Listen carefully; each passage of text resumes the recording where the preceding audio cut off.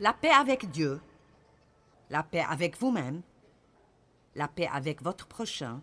Ceci ferait une série en 3 parties, mais vous allez recevoir ce téléchargement en 5 minutes. Pour être en paix avec Dieu, vous devez savoir que Dieu vous aime. Vous devez connaître le caractère de Dieu pour savoir quoi attendre de lui. Vous savez que quand vous péchez, il est prêt à vous pardonner et qu'il est plein de miséricorde et que vous pouvez avoir confiance en Dieu et être ouvert avec Dieu. Vous pouvez parler à Dieu à propos de tout. Il n'y a absolument rien que vous avez besoin de cacher de Dieu parce qu'il sait tout. Alors, si vous voulez être en paix avec Dieu, ne lui cachez rien. On ne peut pas garder un secret vis-à-vis de Dieu. C'est stupide de penser que nous allons cacher quelque chose à Dieu. La paix avec vous-même. Voici une autre série en 4 parties. Pourquoi ne pas finalement vous accepter vous-même ce soir? Arrêtez de lutter contre vous-même. Vous n'aurez pas de paix. Si vous continuez à vous harceler tout le temps, en faisant un inventaire continu de tout ce qui ne va pas en vous comparant à d'autres personnes. Je ne ressemble pas à ceci ou cela, et j'aurais aimé avoir sa silhouette ou ses cheveux, et j'aurais aimé avoir ton don et pouvoir chanter comme cela. Non. Nous sommes qui nous sommes. Prenons ce que nous sommes, ce qui est la volonté de Dieu. Il ne fait pas d'ordure, il ne fait pas de faute. Et faisons de notre mieux avec ce que nous avons. Et arrêtons d'être en compétition avec les autres et de vouloir une vie qui n'est pas la vie que nous avons.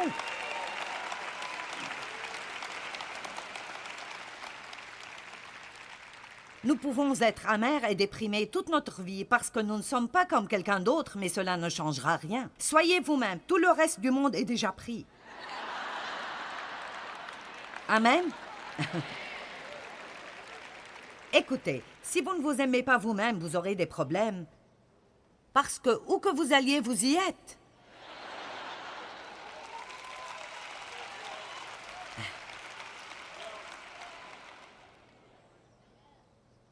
Soyez en paix avec Dieu et en paix avec vous-même. Et soyez en paix avec les autres. Wow! Laissez-moi juste vous donner un peu de conseils concernant comment être en paix avec les autres. Soyez avare de votre criticisme.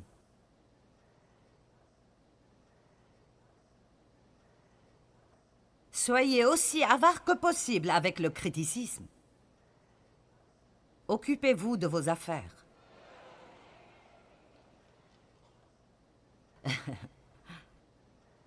Donnez votre opinion très modérément. Même quand les gens vous demandent votre opinion, d'habitude, ils veulent juste que vous soyez d'accord avec eux. Je ne suggère pas que vous soyez malhonnête, mais vous devez garder en tête que je dis que même si vous ne donnez votre opinion que quand les gens le demandent, souvent ils ne le veulent pas vraiment. Alors ça n'a pas de sens de donner notre opinion aux gens quand ils ne l'ont pas demandé, parce qu'ils ne le prendront jamais bien. N'essayez pas de contrôler les gens, ils n'aiment pas cela. Tout le monde n'est pas comme vous, laissez-leur un peu d'espace. Donc, maintenant nous allons parler de ce dont je veux parler ce soir. L'autre chose qui vole notre paix est les tempêtes de la vie. Il y a de grandes tempêtes, de petites tempêtes, de longues tempêtes, de courtes tempêtes, des tempêtes qui ne sont pas prévues, et nous devons apprendre comment vivre prêt. Maintenant, nous avons vu 1 Pierre 3, 11, mais regardons le psaume 34, 14. Quelle est notre responsabilité pendant une tempête? Ce n'est pas de réparer la tempête. Ce n'est pas de faire que la tempête s'en aille. C'est en fait de nous accrocher à notre paix. Si vous voulez devenir une personne puissante, vous devez apprendre comment vous accrocher à votre paix dans la tempête, et quand vous pouvez faire cela, le diable ne sait pas que faire de vous.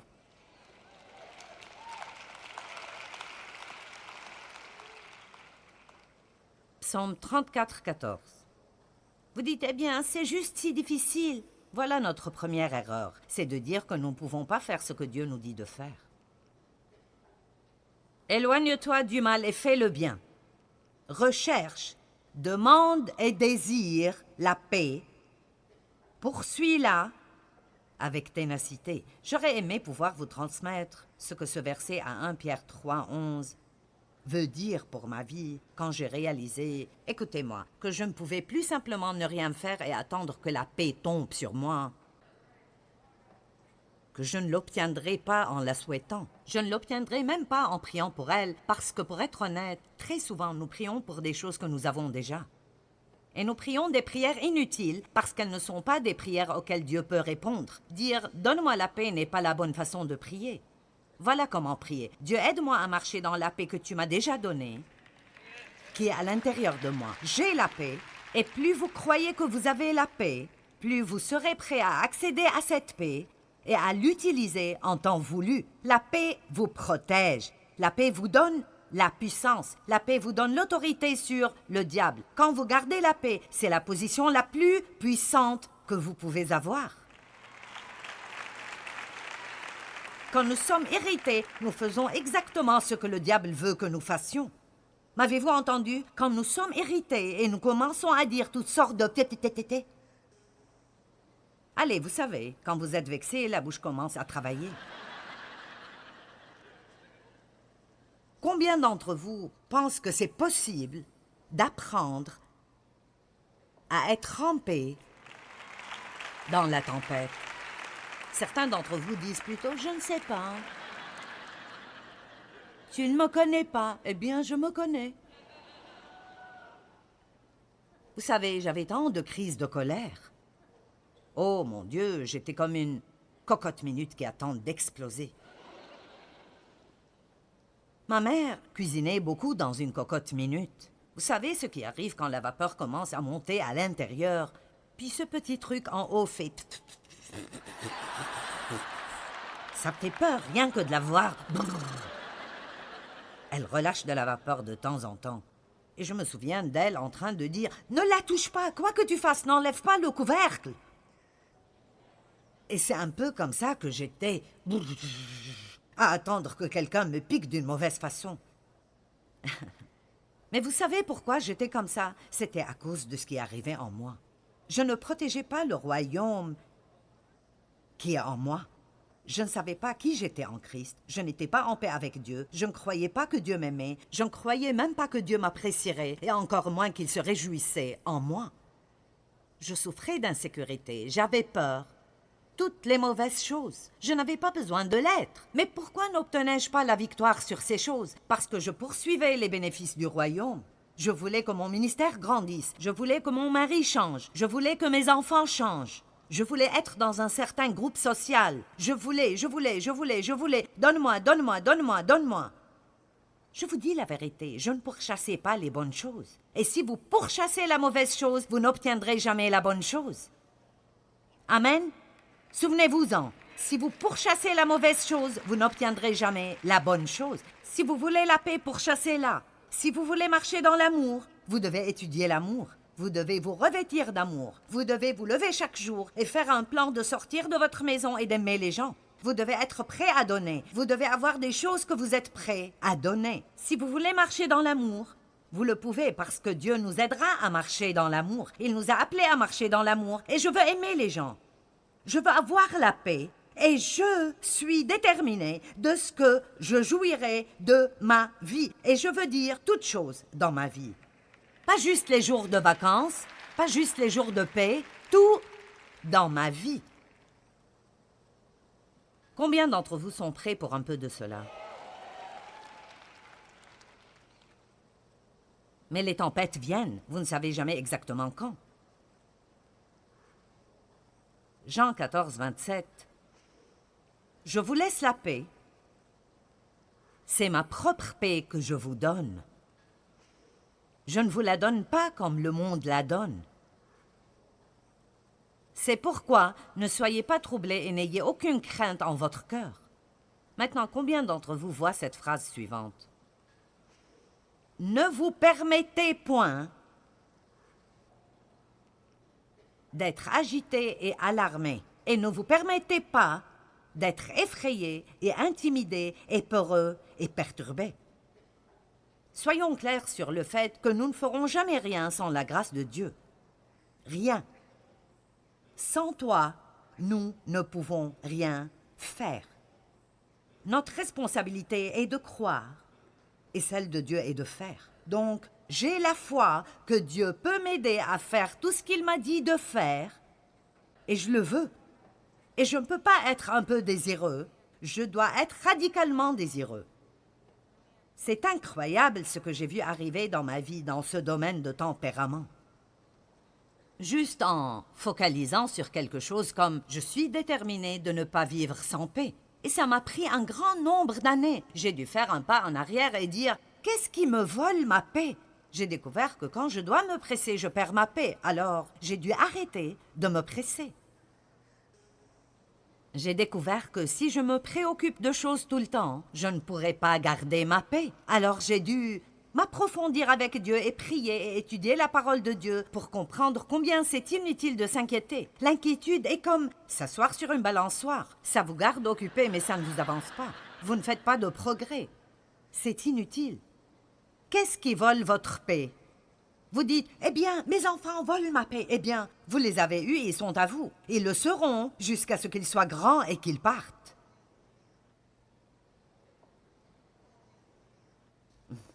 Désolé, c'est...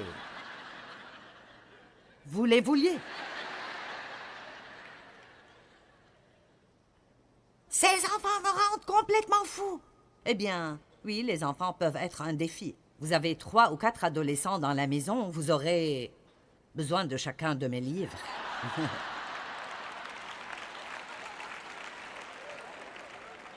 Mais écoutez-moi, vous n'étiez pas différents quand vous aviez leur âge. Excepté ces quelques-uns d'entre vous qui étaient angéliques quand vous grandissiez. Je veux dire, combien d'entre vous ont fait des choses doublement plus stupides quand vous étiez enfant? Je faisais des choses stupides, comme retenir mon souffle jusqu'à ce que je m'évanouisse. Jouer à éviter les voitures sur la route. Mes amis et moi, nous nous couchions sur la route pour voir combien la voiture approcherait avant que nous nous échappions. Certains d'entre vous ont la bouche bée.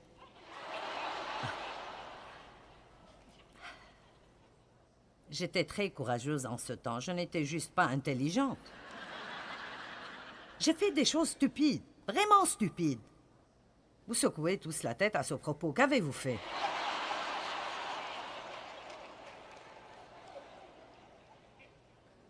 Et vous savez quoi? Je suis toujours là. Et j'aime Dieu. Et j'ai une vie fructueuse. Je fais de bonnes choses. Et vous êtes toujours là. Et vous grandissez en Dieu. Et vous savez quoi? Vos enfants auront plus de chances de réussir si vous priez pour eux et arrêtez de les harceler tout le temps.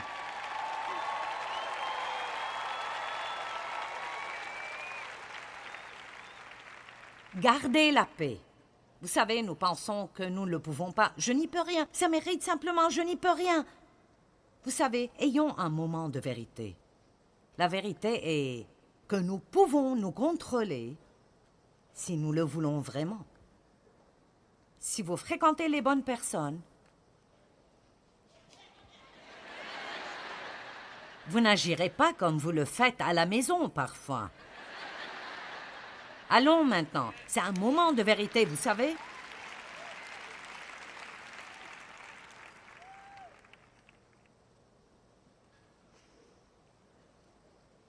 Exode 14, 13 et 14. Les Israélites sont entre la mer Rouge et l'armée égyptienne. Ce n'est pas un bon endroit. Et ils ont commencé à piquer une crise. Et Dieu a dit à Moïse de leur dire « Hey, gardez votre paix. Gardez votre paix. Gardez votre paix. Et Dieu luttera pour vous. » Vous voyez, quand nous gardons notre paix, nous disons en fait, avec nos actions, « Seigneur, j'ai confiance en toi. » Quand nous gardons notre paix, nous disons « Je sais qu'il n'y a rien que je peux faire à ce propos, mais Seigneur, j'ai confiance en ce que tu t'occuperas de cette situation. » Nous avons 2 catégories de problèmes, les circonstances et les personnes. Et les problèmes de personnes constituent un grand pourcentage de cela. Mais la meilleure chose à faire est de rester calme dans l'adversité de laisser la tempête passer, comme elle le fait toujours. Il y a toujours le soleil au-dessus des nuages. Toujours. Nous devons apprendre à prendre notre envol comme des aigles. Quand il y a une tempête, ils utilisent en fait la tempête, les courants de la tempête. Au lieu de fuir loin d'elle, ils se dirigent vers elle. Vous avez entendu les termes « vieux yeux d'aigle » ? Ils ont une vision incroyable. Ils voient à des kilomètres et ils voient la tempête arriver et ils ne la fuient pas. Ils sont prêts et ils l'utilisent. Et quand le vent arrive, il les propulse au-dessus de la tempête. Au-dessus de la tempête, ils regardent la tempête au-dessous et ils volent sous le soleil. Mais ceux qui attendent l'Éternel renouvellent leur force. Ils prennent leur envol comme de jeunes aigles. Sans se lasser, ils courent, ils marchent en avant et ne s'épuisent pas.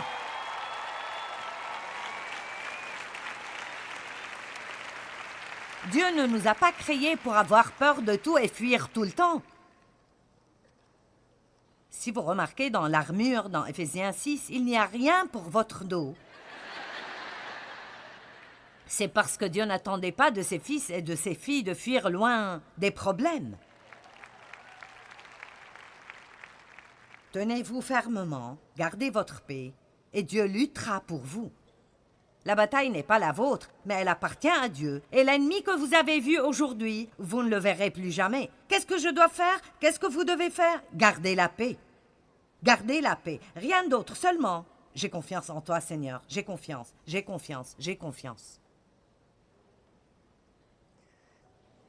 Dans Marc 4, 35, Jésus est monté dans le bateau avec ses disciples et il a dit « Passons de l'autre côté ».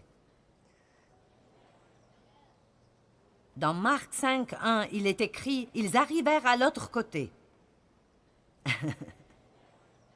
Mais il y a plusieurs versets entre ces deux. Et ils sont montés dans le bateau, et une tempête majeure proportionnelle à un tourbillon frappa le bateau. Et les vents étaient violents, et le bateau chaviré et tangué se remplissait déjà. Et Jésus était endormi, il dormait au fond du bateau. Et ils étaient en pleine crise. Ne te soucies-tu pas de nous? Dieu ne m'aimes-tu pas? Sûrement si tu m'aimais, cela n'arriverait pas. Je sais que tu peux faire quelque chose, Seigneur, et tu ne fais rien. Je ne comprends pas pourquoi tu ne fais rien.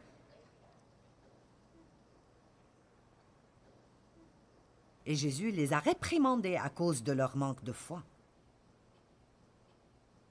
Aux gens de peu de foi, il a calmé la tempête, les a corrigés. Dans le chapitre 5, verset 1, ils sont arrivés de l'autre côté. Et vous savez quoi? Quoi que vous traversiez, ça passera.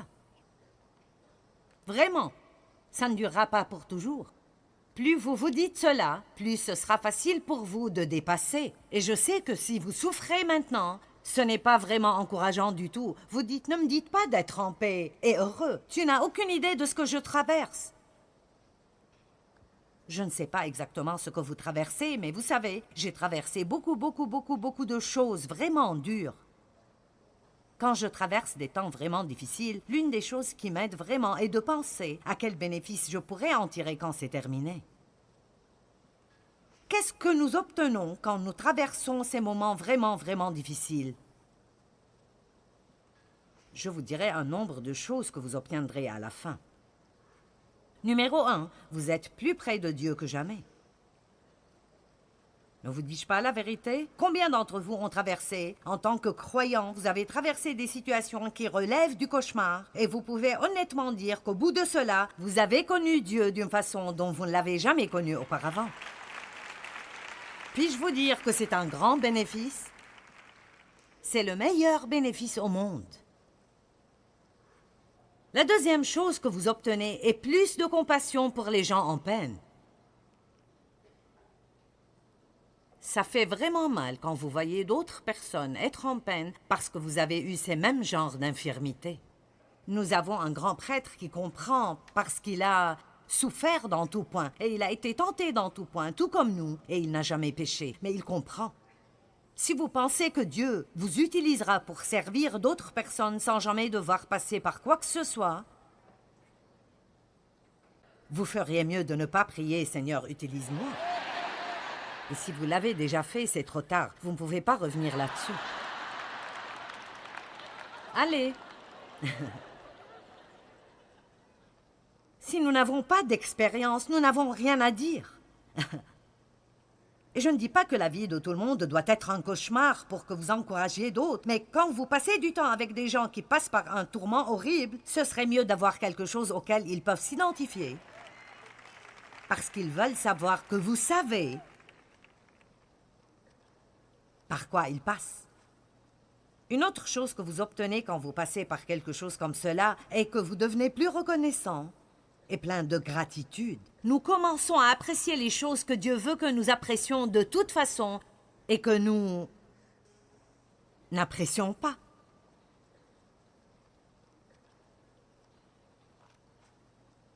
La chose suivante est que vous devenez plus fort.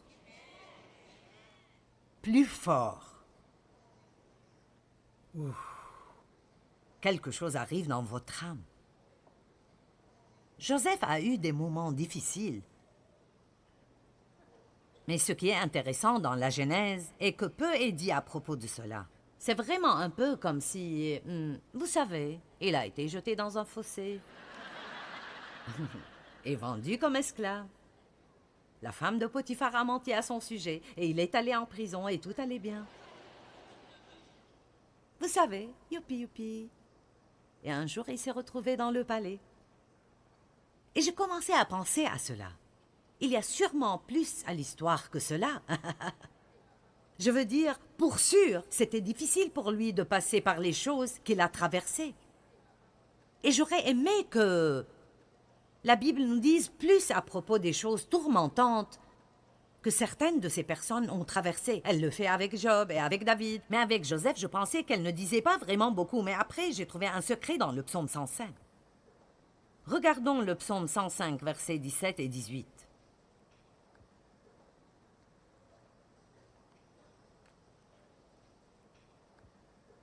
Vous allez bien, les gars? Nous allons avoir la paix exprès. Psaume 105, 17 et 18. Il envoya devant eux un homme, Joseph, qui fut vendu comme esclave. Dieu l'a envoyé parce qu'il essayait de le mettre dans une position où Dieu aura besoin d'une personne qui lui appartient. En fait, quand Dieu l'a envoyé et toutes ces choses lui sont arrivées, Dieu avait une chose en tête pour Joseph et c'était de le promouvoir. L'une des choses que vous obtiendrez quand vous passez à travers des temps difficiles est une promotion quand ce sera terminé. Revoyons ce verset et regardez cela. Il envoya devant eux un homme, Joseph, qui fut vendu comme esclave. On serra ses pieds dans des liens. On le mit au fer, et regardez ceci. Et son âme était au fer. Vous ne comprenez pas cela. Vous savez quoi? Personne ne comprendra ce verset si vous ne l'avez pas vécu. Je le comprends. C'est comme si les chaînes de fer qui le retenaient avaient fait quelque chose dans son esprit qui est si grand. La peine qu'il a traversée dans cette situation a fait quelque chose de si incroyablement grand dans son esprit que son esprit est devenu comme ces fers. Pas insensible, mais fort. Fort en le Seigneur. Je suis sûre que vous avez réalisé que pas toutes les tempêtes sont prévues et parfois nous avons des difficultés imprévues ou des déceptions imprévues et nous avons vraiment besoin d'être prêts spirituellement pour rester forts à travers ces temps. Pas un seul d'entre nous ne peut vivre sa vie sans avoir des imprévus que nous préférions ne pas traverser. Et c'est dans ces temps que nous montrons vraiment ce que nous avons au-dedans de nous. Nous avons besoin de représenter Christ à travers les difficultés, et cela en le gardant toujours dans la première place dans nos vies. Ce n'est pas bon d'attendre les problèmes pour courir vers Dieu. N'attendez pas d'avoir un problème pour essayer de vous fortifier. Restez fort et alors vos problèmes ne vous affecteront pas d'une façon adverse.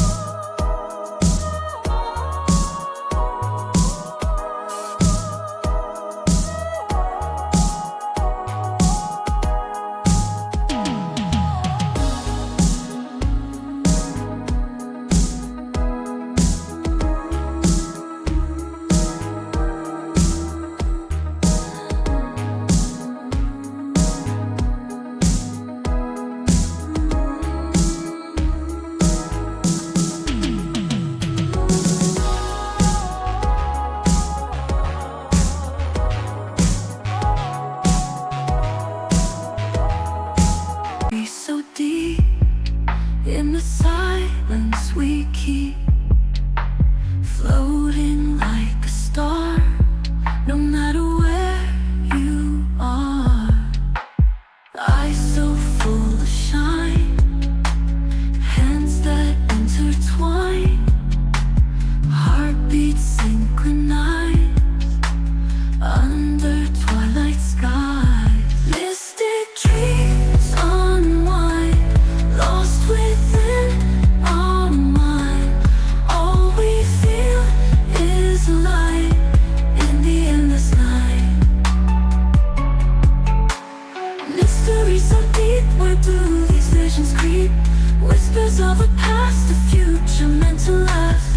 Maybe dreams unfold, stories yet untold, guiding hearts astray to find a brighter day. Mystic dream.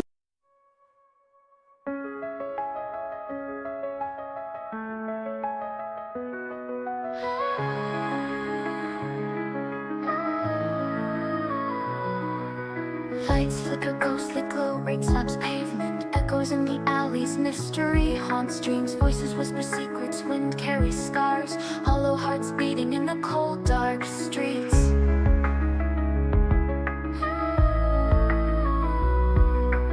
Blindfold tight, grasp for sense, feeling lost, walls closing in, trapped, no way out here. Faint lullabies clash, broken promises, weight of sorrow pulling downwards in despair.